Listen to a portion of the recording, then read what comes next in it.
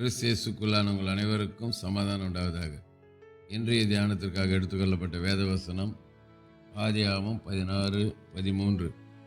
அப்பொழுது அவள், என்னை காண்பவரை நானும் இவ்விடத்தில் கண்டேன் அல்லவா என்று சொல்லி தன்னோடு பேசின கர்த்தருக்கு, நீர் என்னை காண்கிற தேவன் என்று பெயரிட்டாள். ஆமென்.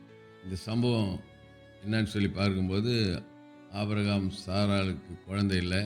அதனால் சாராள் அடிமை பெண்ணாகிய ஆகாரை ஆபிரகாமுக்கு மனைவியை கொடுத்து ஆபிரகாமுக்கிட்ட சொல்கிறா, ஆகாரோடு கூட நீ சேர்ந்துக்கோ, சேரு சொல்லிட்டு சொன்னப்போ சாராளுடைய வார்த்தை கேட்டு ஆபிரகாம் ஆகாரோடு கூட சேர்ந்தபோது கர்ப்பம் தரிச்சிட்டா.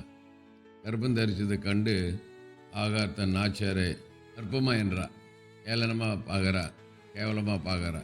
அதனால் என்ன பண்ணா, நாச்சியார் ஆபிரகாம்கிட்ட சொல்லி அவளை வீட்டை விட்டு துரத்திடு, வீட்டை விட்டு அனுப்பிடுன்னு சொல்லி வீட்டை விட்டு அனுப்பிட்டு பிறகு தான் பார்க்குறோம், இவ அங்கே சூர் வனாந்தரத்தில் இருக்கிறா.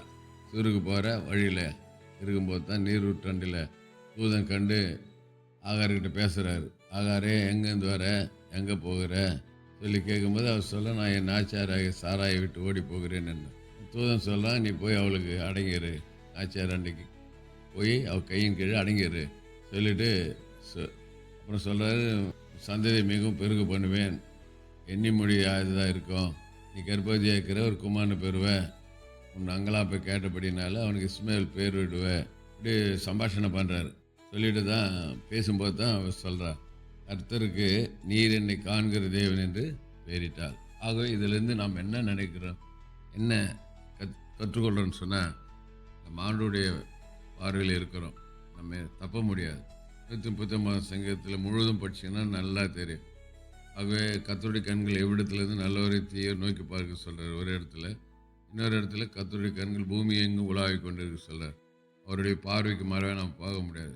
ஆகவே நம்ம எதை செய்தாலும் ஆண்டவர் பார்க்குறார் என்று சொல்லி அந்த எண்ணத்தோட அந்த சிந்தனையோடு கூட நாம் வாழ்வோமானால் நிச்சயமாக நாம் பாவம் செய்யறதுக்கு உட்பட மாட்டோம். ஆகவே நீர் என்னை காண்கிற தேவன் சொல்ல ஆகார், அவர் நம்மை காண்கிற தேவனாக இருக்கப்படினால அவருக்கு கீழ்ப்படிந்து அவர் பார்வையில் நம்ம பரிசுத்தமாக வாழ்வோம். கர்த்தர் நம்மை நடத்துவார். செபிக்கலாம். நேசுக்கு நல்லதாப்புனே, இங்கே ஆகாருடைய சம்பவத்தை குறித்து பார்த்தோம்.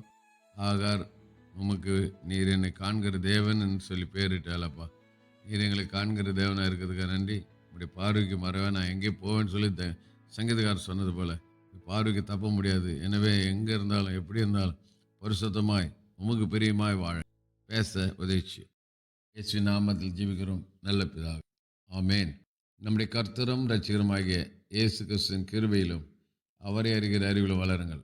அவருக்கு இப்பொழுதும் என்னென்றைக்கும் மகிமை உண்டாவதாக. நம்முடைய கர்த்தராகிய இயேசு கிறிஸ்துவின் கிருபை உங்கள் அனைவரோடு கூட இருப்பதாக. ஆமேன், ஆமேன், ஆமேன்.